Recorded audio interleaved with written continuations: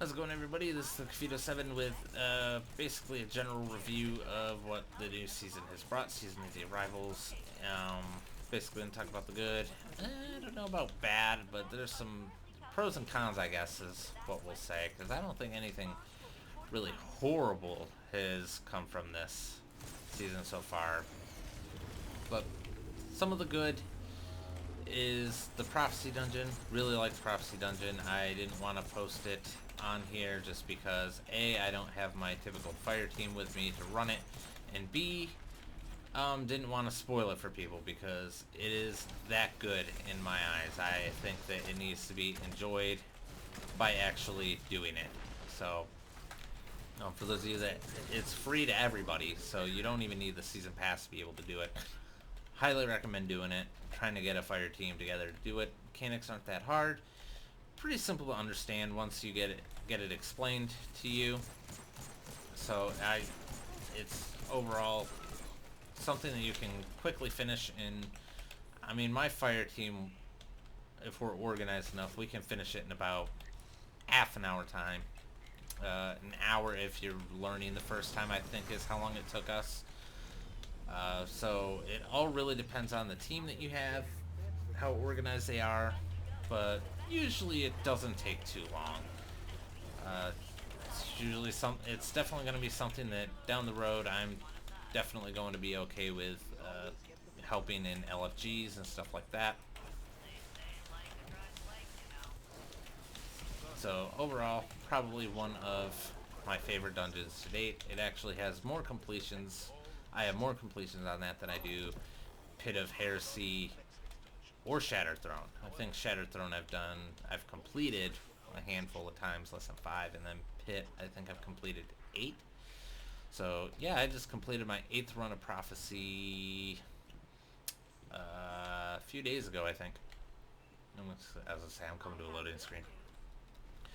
Good part about Prophecy is you can actually farm the rolls, farm the loot.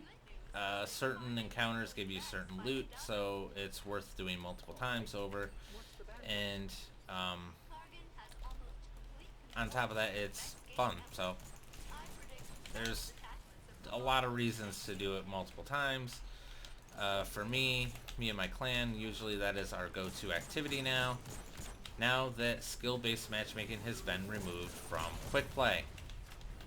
Well, not quick play per se, but more so all the other game modes that aren't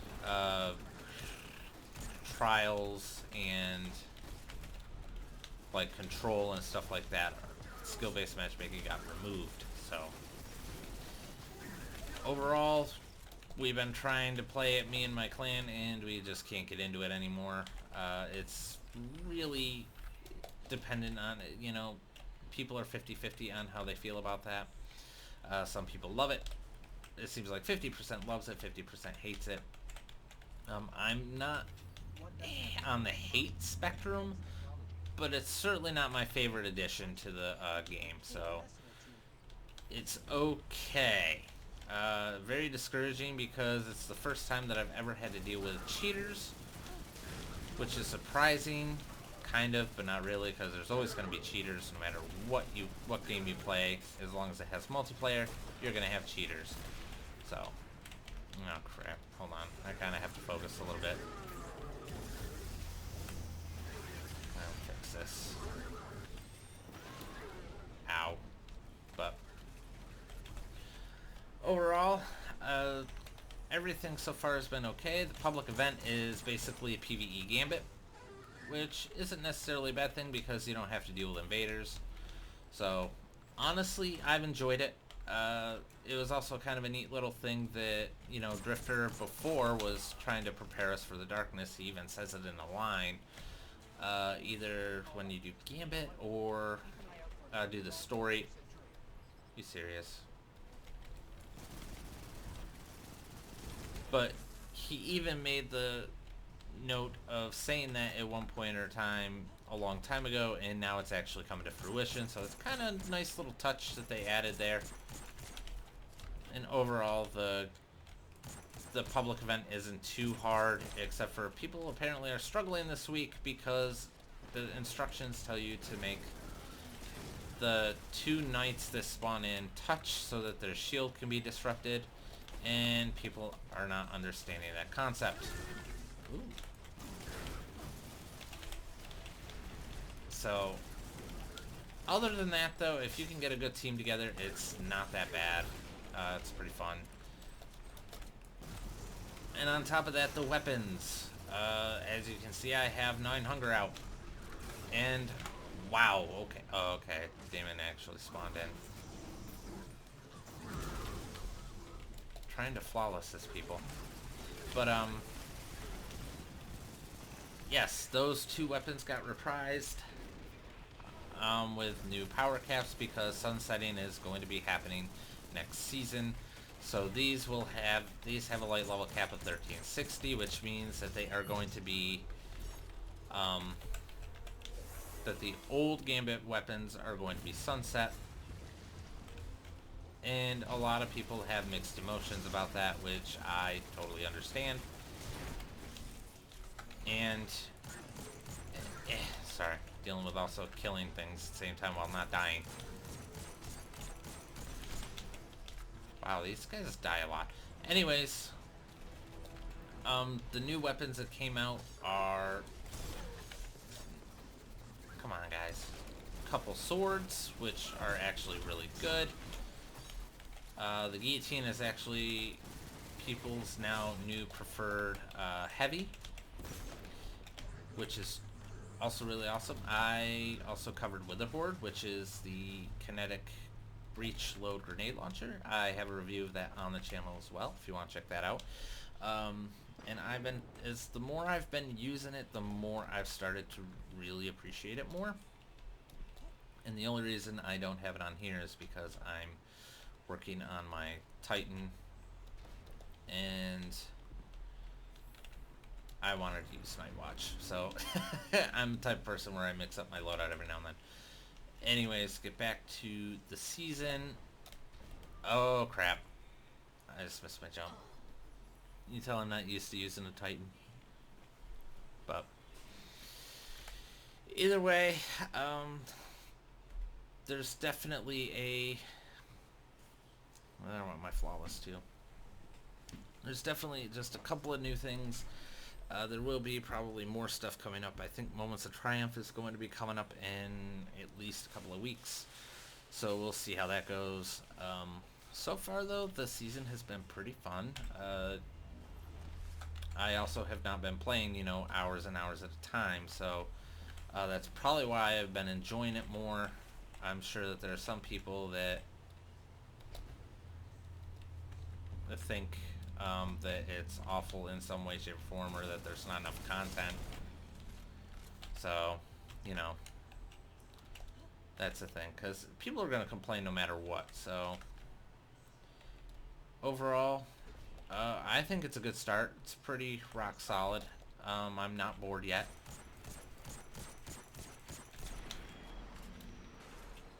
Not going for a score, so I guess that doesn't matter, but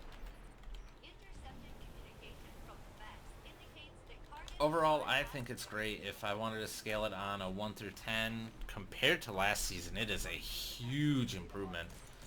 Definitely a lot of fun. The dungeon is really what makes it awesome.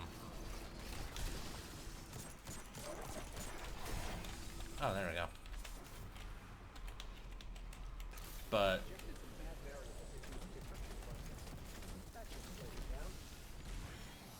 he's gonna put his shield up. Yeah, figured as much. I don't know why I keep doing that. But on a scale of 1 to 10, I'd probably give it a good 7. I mean, I'm sure there's things that it can improve on. And plus the season's not at its peak yet, so 6 to possibly 7 out of 10 is pretty admirable. Definitely compared to last season, where it was like I played for like 2 weeks and I was bored. So overall, a lot more fun. There's some more stuff to do. I mean, a dungeon for a lot of people isn't overly exciting, but I think it's fun. I think that it offers a lot because of the farmable loot. You have a reason to keep doing it. Excuse you. Excuse you. So yeah, it's a good start. I enjoy it. Hopefully others as well, but you can't you can lead a horse to water, but you can't force it to drink. You know what I mean? So everybody has their opinion. I think they've done pretty good.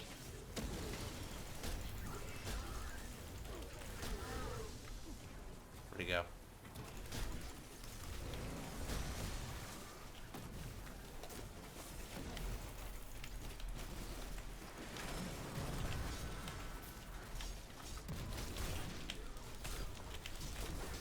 Yeah, just Titan fashion. Just punch everything. So yeah. Overall fun. Uh, as I'm leveling up my Titan. Hopefully good things to come. I will be streaming it more regularly now that there's stuff to do.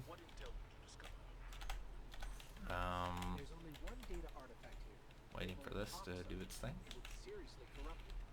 Metadata says it was last accessed by an Otza centuries ago. What is Otza? And who is Otzot? Those are questions for another day, I suppose. Oh, whoops.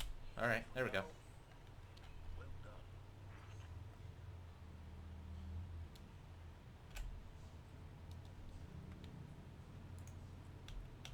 Okay.